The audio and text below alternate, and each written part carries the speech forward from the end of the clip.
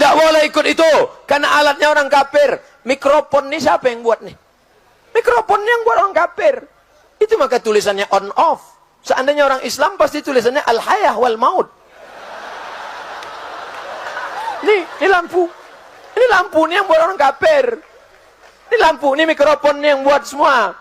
Masjid itu Kubah. Kubah masjid itu dari mana? Kubah masjid itu dari Bizantium. Bizantium itu mana? Roma. Roma itu mana? Non-Muslim. Menara. Menara itu dari mana? Menara dari Mesir. Yang membuat siapa? Yang membuatnya orang Yunani. Menara diambil dari kata nar, api. Tempat api. Mana dari Islam?